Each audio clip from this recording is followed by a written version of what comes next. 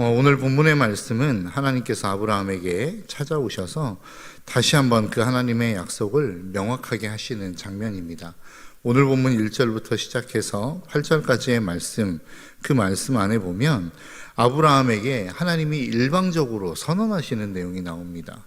하나님이 99세에 갑자기 아브라함을 찾아오십니다.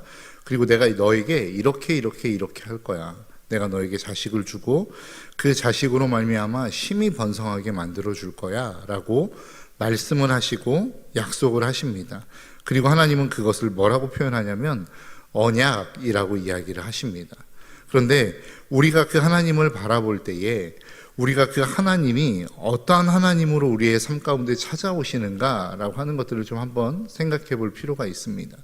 여러분, 우리는 하나님을 볼 때에 하나님을 좀 부분적으로 보고 아는 경향들이 조금 있는 것 같습니다. 하나님이 이 부분은 강하시지, 그리고 하나님은 전능하실 수 있지, 그런데 지금 내가 있는 이 상사와의 관계 속에서는 하나님은 역사하실 수 없어. 하나님은 믿는 사람에게는 역사하시지, 당연히 믿는 사람들이니까. 그런데 믿지 않는 사람들 관계에서는 하나님은 역사하시지 않을 거야, 이런 생각들이 우리의 삶 가운데 은연중에 있는 것 같습니다. 그런데 하나님은 우리의 인생 가운데 언제나 찾아오실 때에 우리에게 꼭 필요한 모양으로 찾아오신다는 사실을 잊지 않으셨으면 좋겠습니다. 오늘 보면 1절의 말씀에 보니까 이렇게 말씀합니다. 아브라함이 99세 때에 여호와께서 아브라함에게 나타나사 그에게 이르시되 나는 전능한 하나님이라 너는 내 앞에서 행하여 완전하라. 여러분 한번 생각해 보십시오. 지금 오늘 본문도 아브라함이 99세라고 이야기하고 있습니다. 그리고 그 99세의 나이는 하나님께서 그 아브라함에게 약속하셨던 내가 너에게 자손을 줄게 라고 하는 그 약속이 절대 이루어질 수 없는 상황이라는 것이죠. 여러분, 로마서 4장 18절에 보니까 그 사도 바울도 아브라함이 지금 믿음을 가지고 있는 그 믿음에 대해서 절대 믿음을 가질 수 없는 상황이다 라고 하는 것을 이렇게 표현합니다. 아브라함이 바랄 수 없는 중에 바라고 믿었으니 라고 이야기합니다. 그러니까 아브라함이 99세에 하나님이 찾아오셔서 야, 내가 너에게 아들을 줄게, 내가 너에게 자손을 줄게 라고 말씀하셨지만 인간 눈에 봤을 때는 아브라함이 느끼기에 그거는 불가능해요, 한 사람만 느끼는 것이 아니라 누군가가 객관적인 시선으로 봤을 때 이것은 다 이루어질 수 없는 너무나도 명백한 불가능한 현실이었다라고 이야기하는 것입니다. 그때에 하나님이 자기 자신을 지금 뭐라고 설명하고 계십니까? 나는 전능한 하나님이다 라고 이야기하는 거예요. 여러분, 지금 아무것도 할 수 없는, 누가 봐도 이거는 불가능한 상황 속에서 필요한 것이 무엇입니까? 바로 능력이라는 것이죠. 그렇기 때문에 하나님은 그 아브라함에게 찾아오시면서 뭐라고 자신을 소개하냐면 나는 전능한 하나님이야 라고 이야기합니다.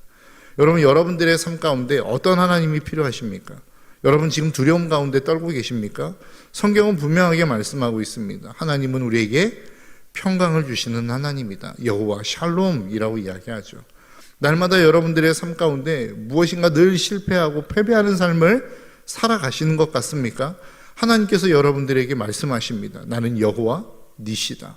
나의 이름은 승리의 하나님이야. 나는 깃발을 흔들 수 있는, 깃발을 세울 수 있는 승리를 주는 하나님이야 라고 이야기하지 않습니까? 우리의 삶 가운데 질병이 있습니까? 하나님은 여호와 라파의 하나님이라고 이야기합니다. 하나님이 성경에 보면 수많은 이름으로 등장합니다. 왜 그렇습니까? 우리의 삶의 필요가 다 다르기 때문에 그렇습니다. 어떤 사람에게는 평강이 필요한 반면에 어떠한 사람에게는 치료가 필요하기도 합니다. 어떠한 사람에게는 어떠한 매일매일의 실패의 자리에서 승리가 필요한 사람이 있다는 것이죠. 그런 각자 한 사람 한 사람에게 필요한 모양으로 하나님은 우리의 삶 가운데 찾아오신다라는 것입니다. 그것을 다른 말로 뒤집으면 우리의 어떤 필요도 채우실 수 있는 하나님이시라는 뜻입니다. 여러분, 구약 성경에 보면 그런 고대 근동사회에는 그런 생각이 있습니다. 수많은 신들이 있지 않습니까? 그런데 그 신들이 힘을 쓸 수 있는 장소가 있다라는 거예요. 어떠한 신은 산의 신이기 때문에 산에서 전쟁해야만 승리할 수 있고, 어떠한 신은 바다의 신이기에 바다에서 전쟁을 해야 승리할 수 있다. 이런 생각들을 가지고 있었던 게 고대 근동사회의 신에 대한 개념이었다라는 것입니다. 그렇기 때문에 우리가 전쟁을 하는데 산에서 전쟁했기 때문에 졌어, 이런 생각들, 이런 내용들이 나오지 않습니까? 그 이야기는 뭐냐면 어떤 한 지역에 국한되어 역사하는 신들이었다라고 그 고대 근동사회 지방의 사람들은 그렇게 생각했다라는 거예요. 그런데 하나님이라고 하는 분이 딱 등장하자마자 뭐라고 이야기합니까? 나는 온 우주 만물을 다스리는 하나님이야 라고 선포하지 않습니까? 그 이야기는 뭐예요? 우리의 어떤 국한적인 상황 속에서만 역사하시는 하나님이 아니라 우리의 모든 필요, 우리의 모든 문제, 우리의 모든 아픔에 관한 영역에 있어서 하나님은 다 역사하실 수 있는 하나님이시다라고 이야기하는 것입니다. 여러분들이 이 아침 기도의 자리에 나오신 이유가 무엇입니까? 각자의 문제가 다르고 고민하는 것들이 다르지만 그 모든 역사 속에, 그 모든 문제 속에 역사하시는 하나님, 그 하나님이 함께 해주실 것이라고 믿기 때문에 이 자리에 나오신 거 아닙니까?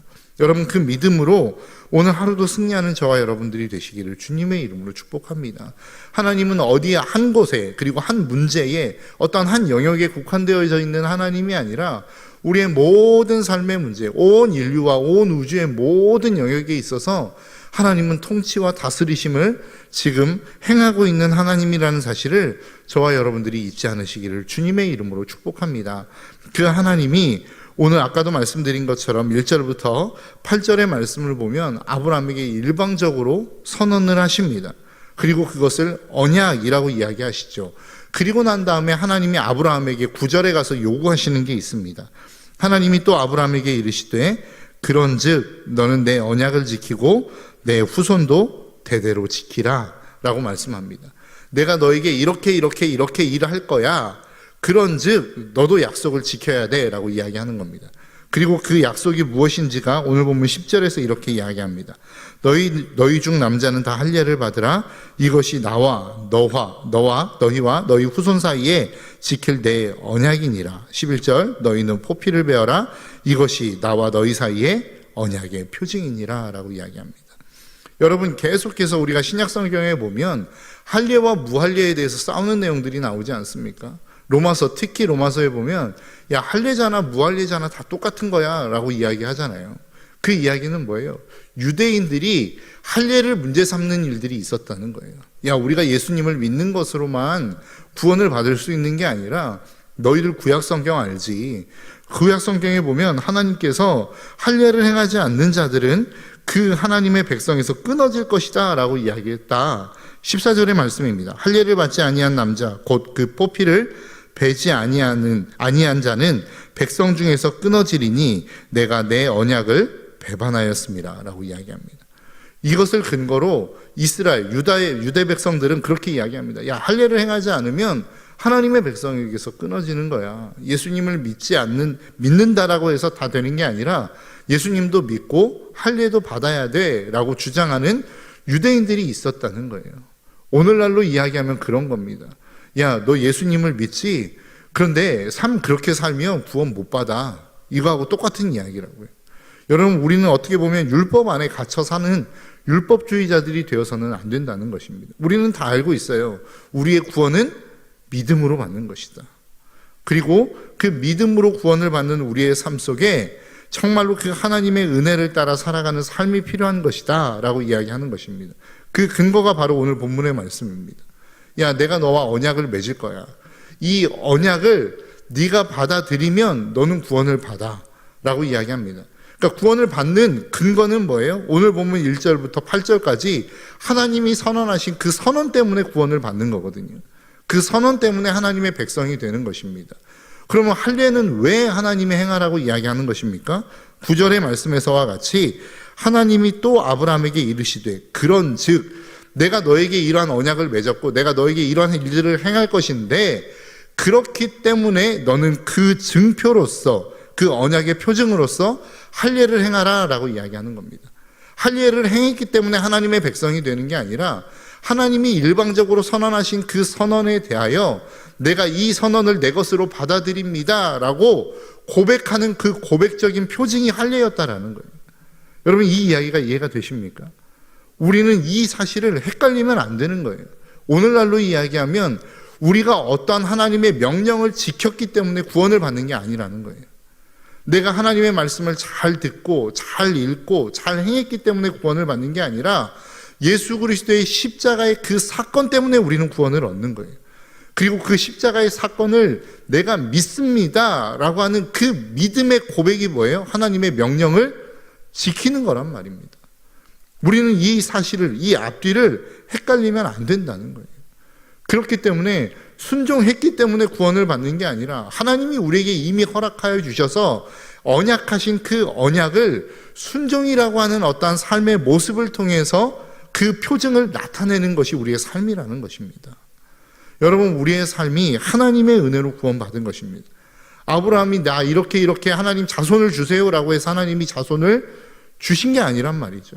하나님, 내가 온 열국의 아비, 내가 믿음의 조상이 되고 싶습니다 라고 해서 아브라함이 그 믿음의 조상이 된 게 아니란 말이에요. 하나님이 아브라함에게 찾아가셔서 일방적으로 내가 너를 믿음의 조상으로 만들어 줄게 라고 선언하셨어요. 그리고 그 모든 과정으로 하나님이 아브라함을 믿음의 조상으로 만들어가는 모든 일련의 과정 속으로 그를 이끌어 가셨단 말이죠. 그리고 그 과정 속에 내가 하나님의 백성이 되었습니다라고 하는 어떤 언약적 징표를 남긴 게 할례였다라고 이야기하는 것입니다. 그리고 그 할례를 결국은 오늘 보면 23절부터 시작해서 실행합니다. 그리고 나는 온전하게 그 하나님의 백성이 됨을 자기 스스로 안에 근거를, 어떠한 표징을, 그리고 그 흔적을 갖게 되어졌다라는 것이 오늘 본문이 우리에게 말씀하고 있는 내용이라는 것이죠. 여러분, 저와 여러분들의 삶 가운데 하나님을 믿는 그 믿음이 우리의 삶에 가득히 넘쳐나시기를 주님의 이름으로 축복합니다. 여러분, 그 주님을 믿으십니까? 그 주님을 믿는다라고 하는 그 믿음이 우리의 삶 가운데 무엇을 통해 표징으로 나타나는 거예요? 오늘 본문에 따르자면 바로 할례라고 하는 순종을 통해서 나타나는 것입니다. 우리가 예수 그리스도를 믿어요. 그리고 구원을 얻었어요. 그럼 우리가 그 구원을 얻었다라고 하는 그 표징을 세상의 사람들은 어떻게 알 수 있느냐는 거예요. 야, 너는 그리스도이냐? 너는 믿는 사람이야? 너 크리스찬이지? 그러면 그 크리스찬이라고 하는 사실을 우리가 어떻게 증명해낼 것이냐라는 거예요. 오늘 본문에 따르자면 그것이 바로 순종이라고 하는 한 도구를 통해서 내가 하나님을 믿는 믿음의 사람이라고 하는 것을 증명해 보이는 증거와 표징이 된다라고 하는 것을 오늘 본문은 우리에게 말씀하고 있는 것입니다. 여러분, 우리의 삶이, 그 믿음이 우리의 그냥 삶의 영역 안에 갇혀 있지 않기를 주님의 이름으로 축복합니다. 나 한 사람만 잘 믿으면 되지. 뭐 그것을 그렇게 유난 떨면서 밖으로 드러내면서 그렇게 믿을 필요 있어? 아닙니다. 여러분, 우리가 예수 그리스도를 믿는다고 한다면 그 믿음에 대한 표징이 반드시 우리에게 있어야 됩니다. 그리고 그 표징은 바로 순종이라고 하는 도구를 통해서 드러남을 저와 여러분들이 잊지 않으시기를 주님의 이름으로 축복합니다. 그래서 날마다 믿음을 통해서, 그 순종이라고 하는 순종을 통해서 믿지 않는 수많은 사람들에게 믿음의 삶을 살아가는 것이 무엇인지, 어떻게 믿음의 길을 걸어가는 것인지 여러분, 우리의 삶을 통하여 보여줄 수 있는 저와 여러분들의 삶이 되시기를 주님의 이름으로 축복합니다. 기도하겠습니다.